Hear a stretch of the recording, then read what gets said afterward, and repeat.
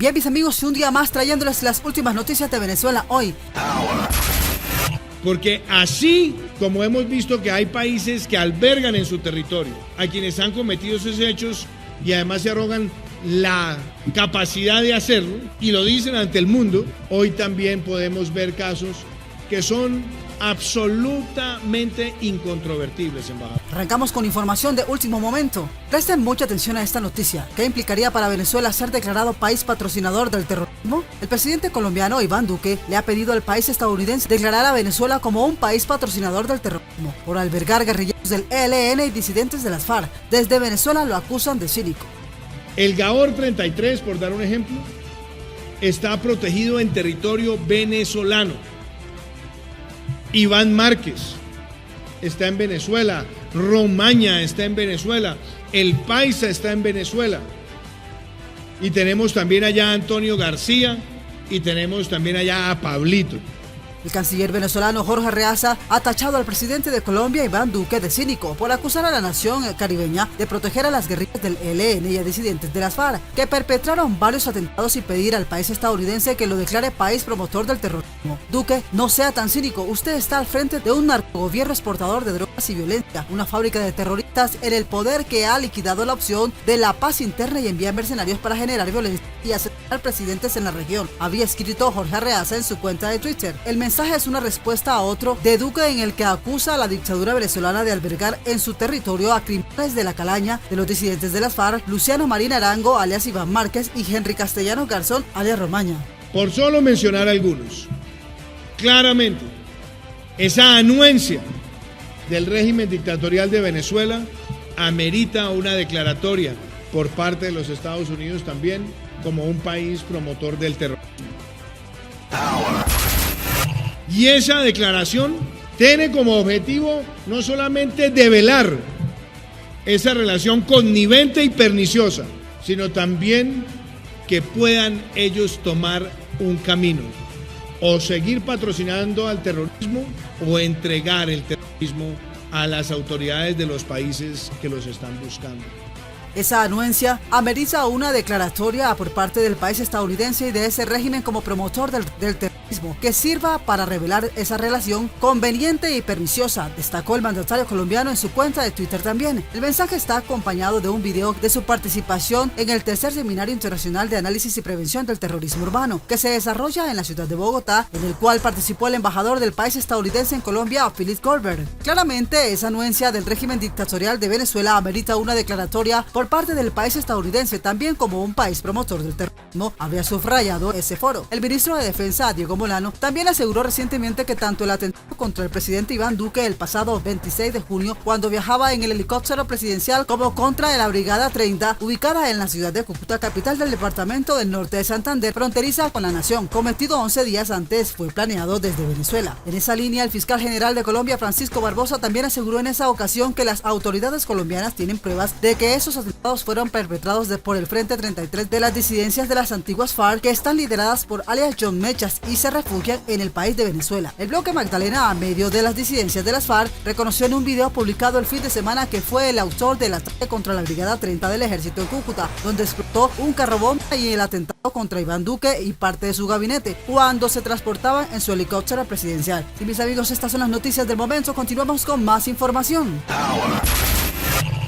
Porque la Corte Penal Internacional habría rechazado la impugnación del régimen de Nicolás Maduro y avanza la investigación por violación a los derechos humanos en el país de Venezuela, mis amigos. Así como lo están escuchando, la dictadura chavista había presentado un recurso contra la Fiscalía. A partir del 21 de julio se publicará el fallo completo del rechazo. La Corte Penal Internacional rechazó en las últimas horas la impugnación que el régimen de Nicolás Maduro había hecho sobre la investigación que esta Fiscalía había iniciado sobre violaciones sistemáticas de los derechos humanos bajo el mandato del dictador venezolano. La Corte Penal Internacional tiene a Venezuela en el punto de mira.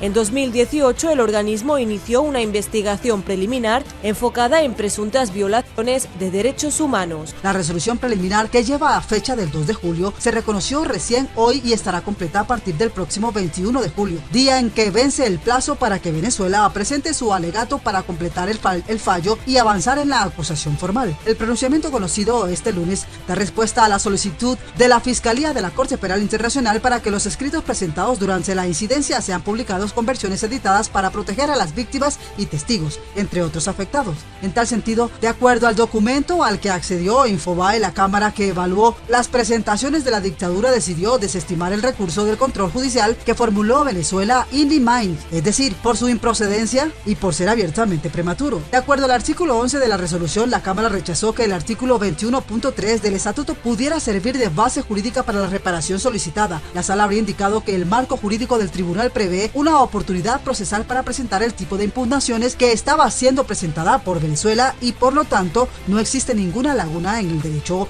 aplicable. La fiscal Fatou Bensouda determinó que existen fundamentos razonables para creer que se cometieron crímenes de lesa humanidad. 3 años después, la fase inicial de pesquisas está por concluir. Ese informe pasa a la sala de cuestiones previas. Luego la sala de cuestiones previas decide si va a haber un juicio o cierra el caso. En caso de que la Corte admita celebrar un juicio, sería la primera vez que el organismo juzga a un mandatario de América Latina. El caso Venezuela debe sentar un precedente muy importante para que otros gobernantes de otros países lo conozcan. Al mismo tiempo, pensamos que ha llegado el momento de que no solamente el objetivo de la Corte sean personajes que estén en África. La sala señaló también que la disposición pertinente es el artículo 18 del estatuto, aunque para esta disposición estará disponible. El fiscal deberá determinar que existe una base razonable para proceder con una investigación, debido a que esa determinación aún no había sido anunciada. La sala concluyó que la solicitud de Venezuela era prematura y habría rechazado el in limine. A tal efecto, la Cámara interviniente determinó que la Fiscalía tendrá tiempo hasta el 23 de julio para completar su escrito con la información editada resguardando la identidad de víctimas y testigos. En tanto, también dio plazo hasta el 21 de este mes a la dictadura para que presente sus alegaciones editadas. Sin embargo, este trámite no modificará su resolución de no haber lugar a la impugnación del régimen de Nicolás Maduro, presentada por Tarek William Saab, fiscal general del país venezolano. En junio, la saliente fiscal de la CPI, Fatou Bensouda, dijo que había tenido la intención de pedir la apertura de una investigación formal sobre los crímenes cometidos por las fuerzas gubernamentales en Venezuela, pero que se le impidió hacerlo en el último minuto tras una intervención del régimen chavista pidiendo a los jueces que se encargara del caso. El puesto está ahora en manos de Karim Khan, quien deberá decidir una vez terminado el proceso de impugnación venezolana, si es que solicita la apertura del juicio. Algo que el gobierno venezolano ve poco probable, pues asegura que las denuncias no tienen fundamentos veraces. Se metieron a profundidad a través de la técnica Big Data del análisis de las redes sociales y cómo desde las redes sociales se construyó falsamente los parámetros para llevar a Venezuela ante la Corte Penal Internacional. La CPI abrió en febrero del 2018 un examen preliminar a Venezuela por supuestos abusos de sus fuerzas de seguridad, tanto en las manifestaciones ocurridas desde abril del 2017 como en algunas cárceles donde se había maltratado a opositores. Bensouda había también adelantado en el mes de noviembre pasado que existen fundamentos razonables para creer que se han cometido crímenes de lesa humanidad en el país caribeño. El veredicto de la CPI podría derivar en la emisión de órdenes de captura y penas de cárcel para los funcionarios juzgados. Los crímenes de competencia de la Corte Penal no prescriben y el tribunal puede imponer penas máximas de 30 años de prisión y de forma excepcional cadena perpetua. Si viaja Maduro, hay una orden de captura y lo pueden arrestar. Y eso tiene un impacto de imagen, tiene un impacto de gobernabilidad.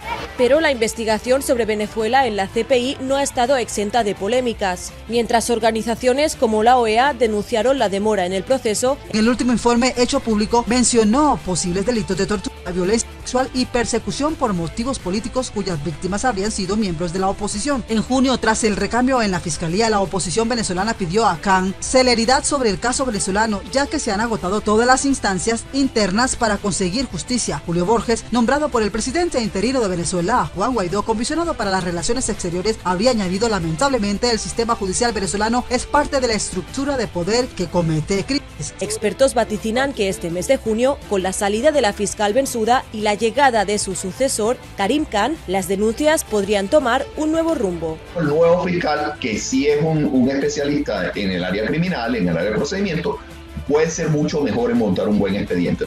Y mis amigos, estas son las noticias de Venezuela. Hoy continuamos con más información. Karim Khan ofrece una personalidad muy distinta a Bensouda, que tiene un sentido mucho más global de lo que son los derechos humanos en el mundo, así que estamos muy esperanzados. Sin embargo, recientemente en un comunicado, la Fiscalía le hizo un llamado directo a la Corte Penal. Bueno, y hasta aquí llegamos con todas las noticias del día. Un día más, invitándolo a que se suscriban al canal, compartan el video con sus amigos en las redes sociales, activen la campanita de notificaciones, des like, nos dejes tu opinión de lo que piensas de las noticias. Gracias y chao, chao. Hemos solicitado que se nos transmita información sobre el material y las pruebas pertinentes que estén en el examen preliminar, dado que hasta la fecha no se nos ha proporcionado información detallada de cuáles son los hechos investigados. En 2020, el gobierno venezolano denunció a Estados Unidos ante la Corte Penal Internacional por las sanciones impuestas a su estatal petrolera PDVSA.